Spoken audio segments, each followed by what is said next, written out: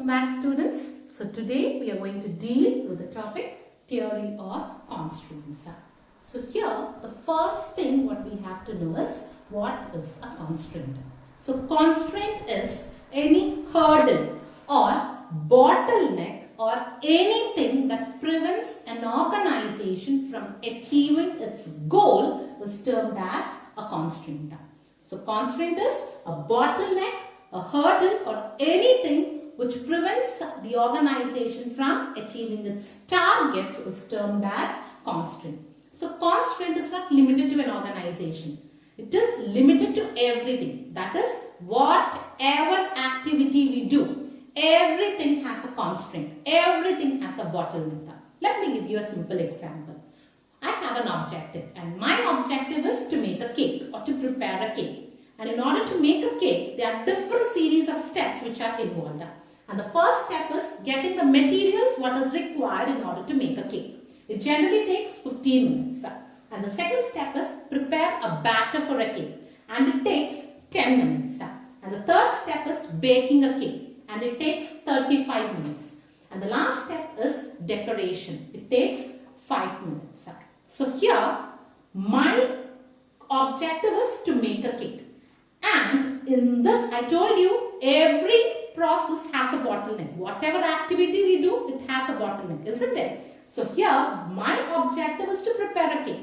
And in order to achieve my objective, a process which is standing as a hindrance is baking a cake. Okay, because it is taking 35 minutes. And this stage is generally termed as a bottleneck or constraint. Because this baking a cake is preventing me by achieving my objective at the earliest.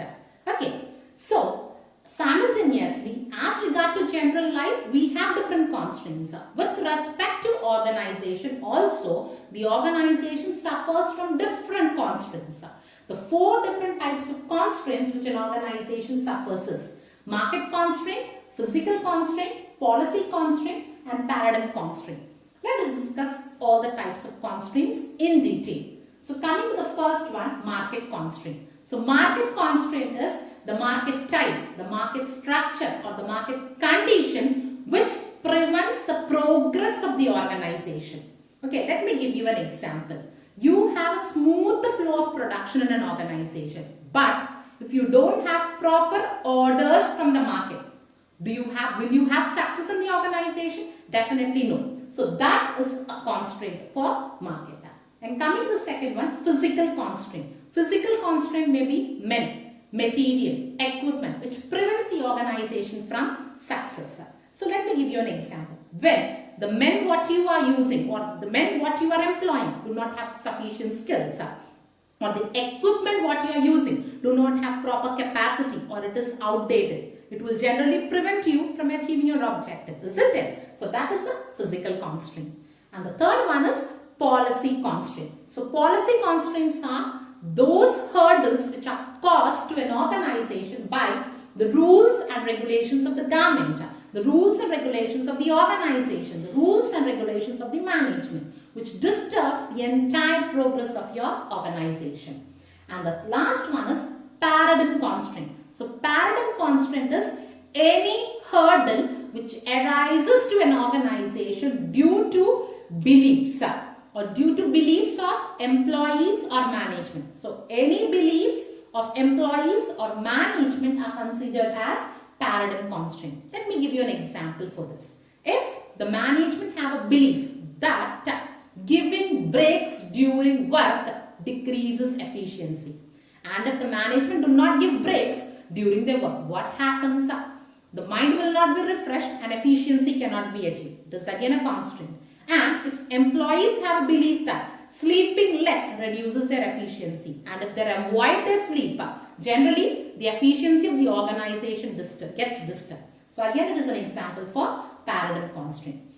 So because of all these constraints, in order to avoid these constraints, Dr. Eliyahu Goldratt and G. Cox in the year 1980 developed a theory known as theory of constraints. So this theory of constraints generally focuses on minimizing constraints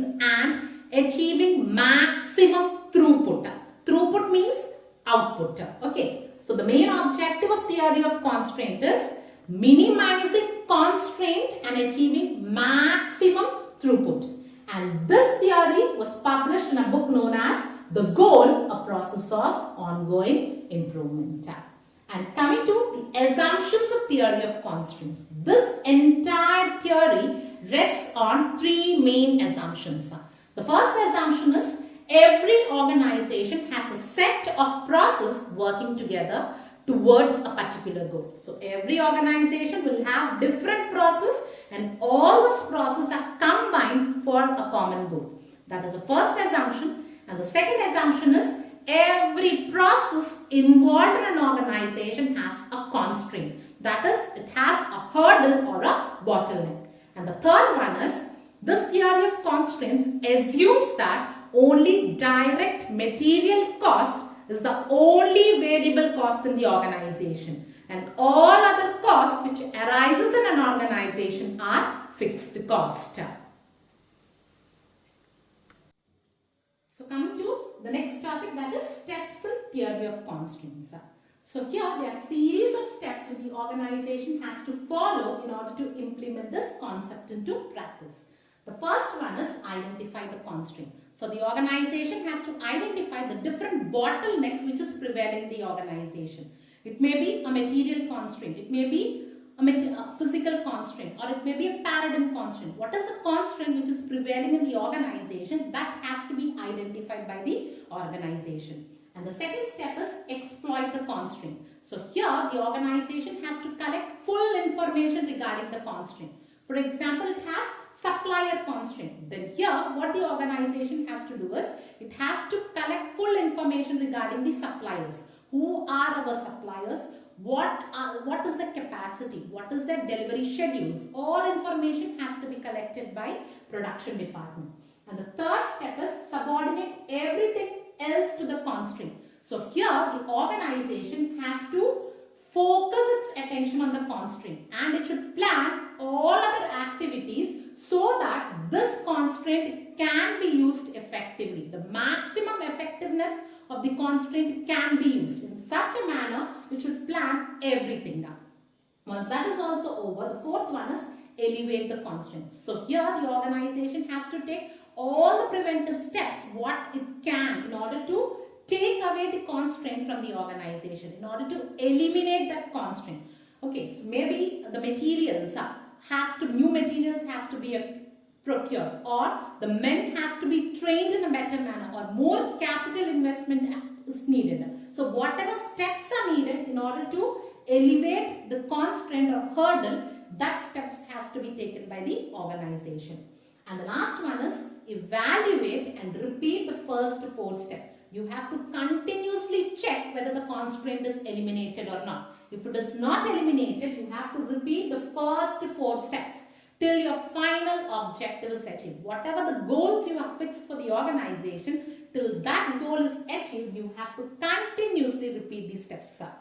And coming to the next topic, that is methodology of implementing theory of constraint. So practically implementing this theory of constraint has much procedure. So what is the procedure is, the first one is study the manufacturing system. So in order to practically implement this concept into your organization, the first thing what the organization has to do is, it has to study the manufacturing system. What is the manufacturing system? That is, from the plant to the equipment, the entire thing should be studied in detail. That is, the product, the manufacturing process, the plant layout, the factory system, the plant, equipment, what are used in an organization. The entire manufacturing system has to be studied in detail. That is the first methodology for implementing TOC into practical. And the second one is bottleneck identification. So the second step what the organization has to do is, it has to identify the different bottlenecks which is prevailing in the organization. Okay, so this bottlenecks can be identified by following three different strategies. So the first one is by cycle time. That is the time which the process takes to complete that. Okay, the time which one process takes to complete from another process. That cycle time can be observed, and on the basis of cycle time, you will get a hint whether you have a bottleneck or not. Okay, how will you get a hint is if the process time takes a long duration, then it means that there is something fishy and you have a bottleneck in it. And the second hint is inventory before and after a process. Check your work in progress or check your work in process or check your inventory once the process is over and before the process. So if there is any variation in your inventory, it means that there is some bottleneck. And the third way of finding a bottleneck is cost. If your cost goes on increasing in a particular process, it means that that process has a hidden bottleneck. So these are the three strategies used to find bottleneck. The first one is on the basis of cycle time. And the second one is on the basis of checking the stock before and after the process. And the third one, checking your cost. And the third step is exploit strategies to identify the bottleneck. So in the second step, you have identified your bottleneck. And the third step, you have to make different strategies in order to eliminate that bottleneck. So the three main strategies which can be used by an organization in order to eliminate the bottleneck is a new production unit can be established. A new production unit can be installed. That is the first strategy. And the second one is Kaizen project. That is concept of continuous improvement can be installed in an organization. And the third strategy is change the entire production structure. When you follow these three strategies, you can eliminate the bottleneck. But these three strategies cannot be straight away used in an organization. So, there are certain criteria which are used in order to use a particular strategy. So, that means that these three strategies cannot be implemented straight away in an organization. Any one strategy can be used. So, what is the method of selecting a strategy is on the basis of effectiveness. You have to check which strategy is effective. On the basis of investment scale, what is the cash you have in hand? On the basis of that, you can use a strategy. And next, the efforts needed by whole staff. By using which strategy you need your staff to put more efforts. That has to be studied. And the last one is skill and knowledge. What sort of skill and knowledge is required by the management as well as employees when you are using a particular strategy. That has to be studied in detail before using that strategy. If all this is over, you can implement any strategy and you can follow this theory of constraint. Okay. So coming to the next concept, that is theory of constraint and cost accounting procedure. This theory of constraint has nothing to do with cost accounting because theory of constraint is not a costing concept. Rather, this theory of constraint is a concept which focuses on minimizing constraint and increasing throughput, that is increasing output. So, this theory of constraint generally involves calculation of throughput, throughput time and throughput ratio. And this throughput time is calculated by combining the time when the customers have given the order and the time when the order is delivered. That is, when you sum up the processing time, the inspection time, the movement time, the waiting time and storage time, you will get the throughput time. So in short, when you add value added time with non-value added time in your production, you will get the throughput time. And coming to the next minor concept in theory of constraint, that is drum buffer row. So this is a concept which is used in theory of constraint. So what does it actually mean is, so theory of drum buffer row is a method of synchronizing production to the constraint while minimizing inventory and work in process. So this drum buffer row is a method which is used by the organization to match your production to the constraint by reducing your inventory as well as work in progress. So what does this drum buffer row actually mean? So drum is a constraint, buffer is the level of inventory which is needed in order to maintain consistent production, and rope is signal. So how does this concept actually work? So what happens is, take an example. Assume that there are two processes involved in an organization to produce an output. And the first process takes 1 hour to complete and the second process takes 2 hours to complete, to give an ultimate output. So as you all know, when you observe this process, this is a bottleneck because this is taking the highest time for completion. So when raw materials is given to process 1, it will be delivered to process 2, and process 2 takes 2 hours to generate an output. So again, process 1 takes a raw material, it will generate it, but it will not be immediately taken by process 2. That is, process 2, after completing the first stage of raw material by taking 2 hours, will take another raw material. So here what happens is, whatever is produced in process 1 will be accumulated in the form of work in process or inventory. Okay. And this, which is a huge loss to the organization. So in order to eliminate this, the concept of drum buffer rope is used. So what here happens is, take the same example, there are 2 processes, and the first process takes 1 hour and the second process takes 2 hours to give an output. So by using this drum buffer rope, what the organization does is, it will concentrate on this process 2, which is a constraint which is known as drum.